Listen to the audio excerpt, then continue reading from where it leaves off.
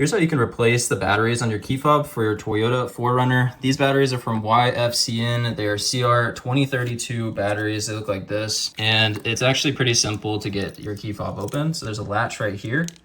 Push it the opposite direction of you, pull the actual key out, and then now you have a good place to pry, and you can get to the internal parts. And right here is the battery. So you should get a notification when your battery starts getting low, and don't panic. You just need to, and you don't need to run to the mechanic either. You can just do it yourself. There's a tiny slot up here. You can use like, you know, a pen or scissors or something to get underneath it, take the battery out, and now you can replace it with this one, assemble it back together. So that's how you replace the battery on this. You do get 5 batteries with this pack as well.